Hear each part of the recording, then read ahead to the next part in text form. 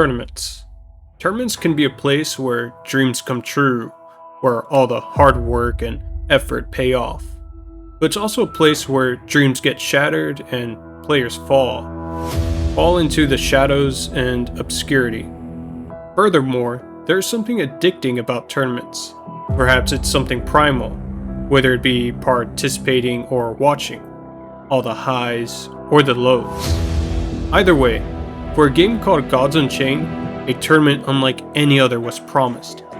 A tournament that advertised a prize pool over $500,000, and tickets that numbered only 20,000, so players better buy quick or they will miss out. However, unfortunately for the players of this game, it turned out to all be a lie. This is the story of the fake $500,000 World Tournament.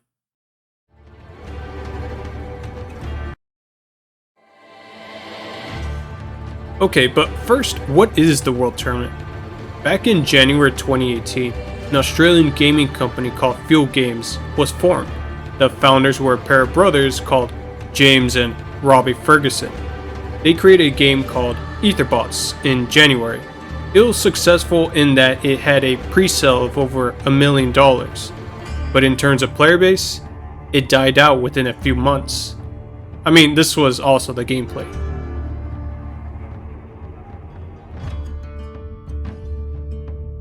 Yes, I know, riveting stuff. Anyway, Fuel Games was somehow able to get over $2 million in funding in July. With this, they launched a game called Gods Unchained, a digital trading card game. Around September 2018, Fuel Games did two important things. One, they released a roadmap for the game. And two, they began the pre-sale of Genesis packs. Let's start with the roadmap first. Here we can see some basic stuff like when Genesis pack sales begin, early beta access, tournaments, and most importantly, the World Tournament. And look, even VR. Great stuff. So, according to the roadmap, the World Tournament is supposed to be held in Q1 of 2019. And according to this article, it is set to happen roughly around March or April 2019. Now, let's get back to the other important event, the Genesis pack sales. Now, Genesis set is the first set to be sold, but it's not just that. There is a promise that comes with it. $100,000 plus 10% of all pack sales will be allocated to the prize pool for the 2019 World Tournament. Impressive stuff. But keep in mind, this event isn't free. If you want to participate, you need a ticket. How do you get one? Well, the first 20,000 legendary packs sold will each contain a ticket. And when they sell out, they're gone forever. The only other way to get one is to buy it on the open market, for however expensive that will be. Now, those are some of the official promises made by Fuel Games.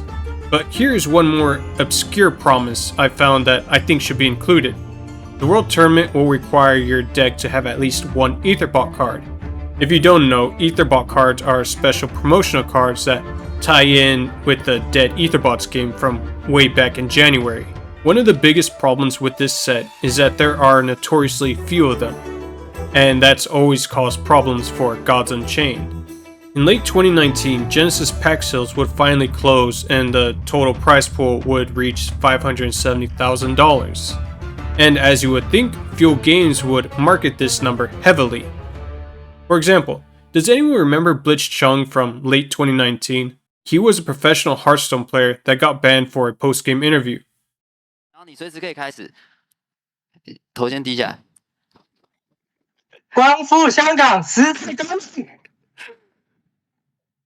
Basically, Blizzard banned him for 1 year and confiscated all his winnings. Of course, the Gods Unchained team immediately jumped at the chance and offered to pay all his winnings. But most importantly, they offered him a spot in the World Tournament. However, in the end, Blitz Chung would end up getting his money back and have his ban reduced to 6 months. So his story does have a happy ending. However, it's not clear if he was given a ticket for the World Tournament or not. or if he even knows what Gods Unchained is. But I think we're getting sidetracked here. Now that's about all the promises that were made for the World Tournament, so let's take a look at how they all got broken.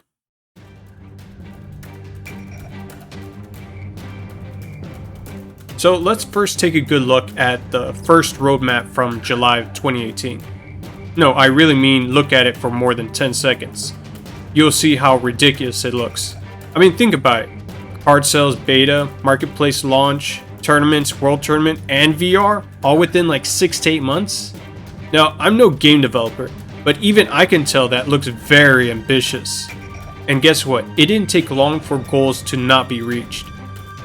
Fast forward to January 2019, and things start to go wrong. Uh-oh. James Ferguson informs everyone that they are a little behind schedule with the open beta. I mean, at this point, they're only at the closed beta. Imagine that, a world tournament that only includes like 200 people that are from the closed beta. That's obviously not going to work. The open beta will eventually come in June, but news about the tournament wouldn't come with it. Here, an updated roadmap is given. So let's take a look.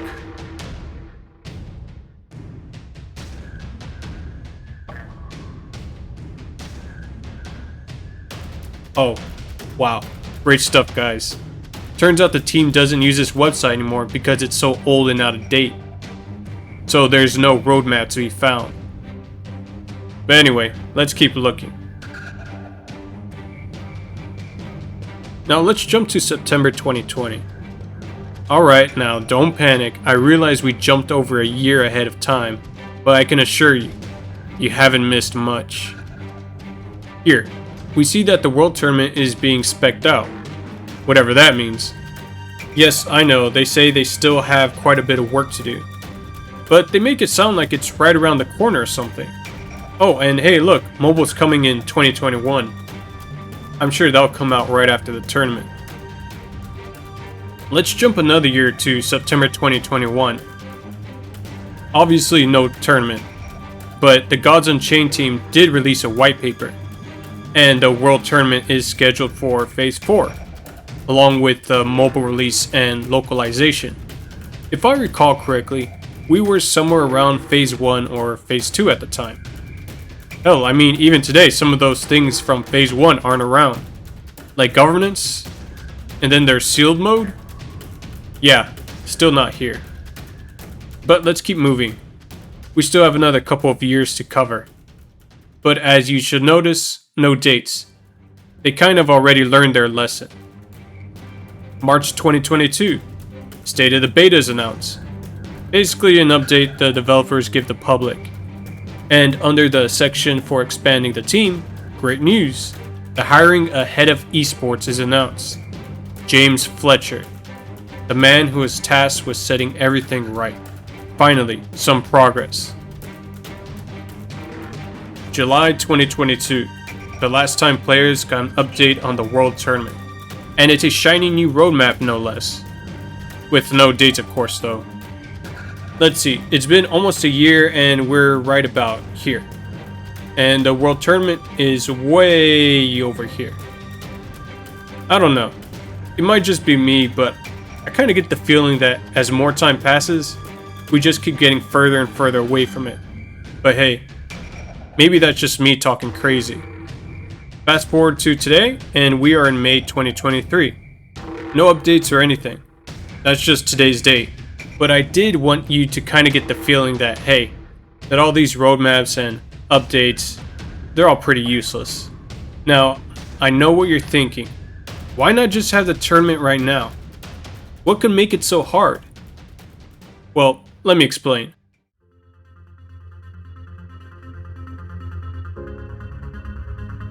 You see, if you're going to have the tournament right now, you would have to keep all the promises that you made over the years. Well, not really over the years, but at the beginning. Smaller, more obscure promises like Etherbot cards being required to participate, you could probably ignore that. I mean, you already scammed them close to oblivion with Etherbots 2 and such, so I'm pretty sure they can handle just a little more punishment. But in my opinion, the biggest hurdle for the team to overcome is the ticket situation. The original 20,000 tickets that were sold with each legendary pack. You see, legendary packs were sold rather quickly, and the number of people who bought them was very low. How low? Well, first off, all the tickets are NFTs, and we could check the number of wallets that have them on the Etherscan. And here lies the problem. They only reside in about 1,300 wallets, and there are a lot of wallets with hundreds of tickets, and some with thousands of tickets. My point is, if we're gonna have a tournament right now, how do players from post 2019 and onwards participate? Do we have to hunt these people down and beg them to sell us a ticket? What if the prices of the ticket reach hundreds of dollars? How is that fair for newer players? But then again, what's the alternative? Does the team pretend that the tickets don't exist? Do they distribute more of them? How are you supposed to solve this problem? Honestly, I have no idea, and I don't envy the person whose job it is to solve it. On the other hand, it's their own fault. They really backed themselves into a corner and now they had to figure a way out by themselves. But let's say the ticket situation gets resolved somehow. What's another problem that will come up? I think the number of participants is a problem. I mean, 10,000? Really? That's a massive tournament. For example, the Lights Verdict tournament back in late 2022 was the biggest one we ever had, and a lot of people weren't happy. There were plenty of controversies, from tie breaks to bugs to cheating accusations. It was a nightmare. But it was pretty funny to watch though. Fake Muse goes over a lot of the controversies. I highly recommend listening to him. And do you know how many players participate in that event? A little over 500. And this tournament is supposed to be about 40 times the size with a prize pool of 10 times that size as well. Again, I don't know how they're going to do it, but I think it all circles back to the first problem. The tournament was delayed too long. But I think I know the reason for those delays.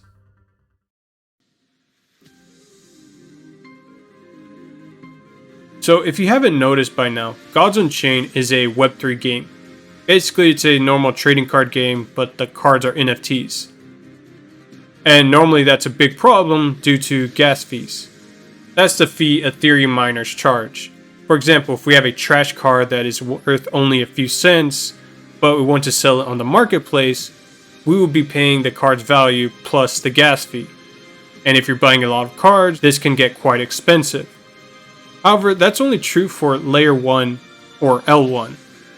For example, all the NFTs on OpenSea are considered to be on L1. To get around the gas fees, Fuel Games decided to build their own marketplace without gas fees. They would call it Immutable X, and they would create Layer 2. And to go with this shiny marketplace, they would rename themselves from Fuel Games to Immutable. But let's pivot right here and talk about funding. Earlier I mentioned that Fuel Games received $2.4 million in 2018, but clearly a project this big needs much more than that. Fast forward to September 2019, Immutable raises $15 million in Series A funding. Wow, they really hit it big. As you can see, they are described as a video game company, and Gods Unchained is described as a AAA trading card game. It was also around this time that the World Tournament prize pool would top out at $570,000, followed by the Genesis pack sales being sold out. September 2021, Immutable gets a Series B round of funding, and it goes very well. It raises $82 million. This, of course, increases the size of Immutable immensely. But no, we're not done. In June of 2022, Immutable is valued at $2.5 billion, and they raise a total of $200 million in Series C funding. And trust me, they let everyone know how big they are and how much they were expanding. Now, I told you about all the rounds of funding for a certain reason. Does Gods Unchained feel like a AAA game to you? Game froze here completely. and I got screenshots from both of them. Yeah, it shut down, and it didn't count as a win or a loss. And they asked me what to do. Vladskill was out of mana. Does it feel like a company worth billions of dollars is putting their full effort into it? No, it doesn't. There are still bugs everywhere in this game, and we still haven't had a new full set in over a year. And we haven't had a new game mode in a very long time. And honestly, it feels like only 5 or 6 people are working on this game. Because as a player, I can assure you, while Immutable grew in size, the speed of development has stayed pretty much the same. Slow. So you might be asking, if Immutable has received so much money, where did it go? Well, I have one theory.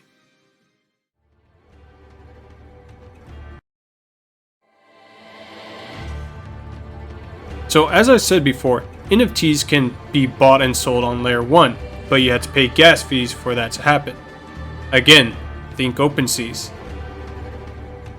However, on Layer 2, there is no gas fee. Of course, there is a marketplace fee for buying and selling. That's why a lot of cards are worth less than $1. Also, IMX isn't just for Gods Unchained. A lot of other games have been added over the course of a few years, though most are smaller than GU right now. So this is what I think is happening. Does anyone know what the California Gold Rush is?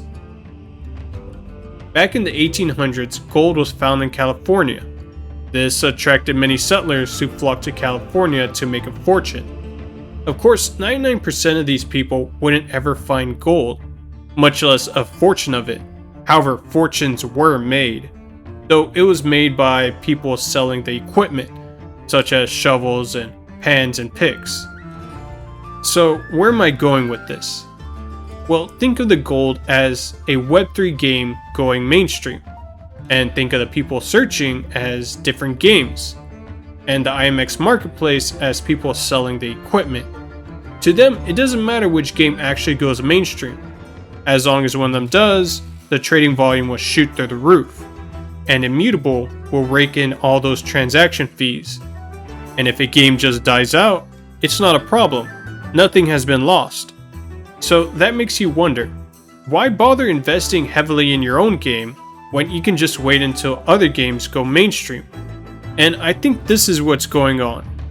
I think Immutable is doing the bare minimum for Gods Unchained, while they focus the vast majority of their resources on the marketplace and the products that go with it. Does anyone remember Etherbots? It was Immutable's first game. The players were promised a lot in early 2018, but a lot of those promises were broken and abandoned to the sands of time. So much so that not even the Etherbot parts, the main NFT items that are traded, were ever migrated to Layer 2. And this leads me to my biggest fear of Gods Unchained following the same path. I mean, even now, there are a lot of Gods Unchained assets that haven't been migrated to Layer 2. Remember the World Tournament tickets? Those are still on Layer 1. Yes, I know, I've gone a bit off topic from the 2019 World Tournament, but I think it's important to find the root problem. Speaking of the root problem, who is responsible for all this? All these false promises and bad decisions? Well, let's look no further than the leadership at the top. The Ferguson brothers. If you watched my Etherbots video, you will know these two well. Infamously known for lying and giving false promises to the players, before abandoning the game entirely. Yes, abandoned, not cancelled, because if it was cancelled, they would be held responsible for those promises. The Ferguson brothers are the ones that made all those promises back in 2018, and while there are many people who treat these two as some kind of Web3 savior, I believe that they are the ones that should be held accountable. I mean, they are constantly talking about how well Immutable is doing and how they have hundreds of employees at home and abroad. Hearing this, you would think that Gods Unchained wouldn't be in such a bad spot right now. However, its player base is both dying and very jaded at this point. In fact, they constantly talk about how they're going to onboard 100 million players to Web3 games. Good morning, Robbie Ferguson here from Immutable. You may know by now that our mission is to onboard the next billion players onto the blockchain via NFTs. Yet here's God's Unchained. Its player base has now dipped below 8,000 unique players per day. And honestly, I think they just don't care. Now, I know what you might be thinking. Outlaw, why is this video titled The Fake 500k World Tournament when it's clearly only been delayed? And I'll answer that question with a question. How long do you have to wait for something until you consider something a scam? 1 year, 2 years, or 3? The 2019 World Tournament was announced almost 5 years ago, and was supposed to have taken place over 4.5 years ago. And as more time passes, it really does feel like we're getting further and further away from it. And as a player that's been here for over 2 years, it's a tough pill to swallow. I don't know how some of the older players do it, and I really feel bad for them. What should have been an epic tournament that would go down in history instead has turned into an afterthought that is placed at the very end of every roadmap. A lot of outsiders look at us and say, well, yeah, it's the world of Web3, NFTs, and crypto. What did you expect? But they forget that we are players too. And in my opinion, no player deserves to be lied to for years on end. Now, I did choose to describe this tournament as fake for a specific reason. I hope I get proven wrong and Immutable hosts the tournament, because I'd rather be proven wrong and the players get their tournament than me be proven right and it just gets delayed again. Also, there is some hope. I hear that a new roadmap is supposed to drop soon, and I can only hope that the World Tournament is coming soon, and it's not put way in the back of the roadmap like the one from 2022. But again, that's all I can hope for. So that's about it for this video. Make sure to like and subscribe. New videos every week. And until next time, I'm the Outlaw. Later.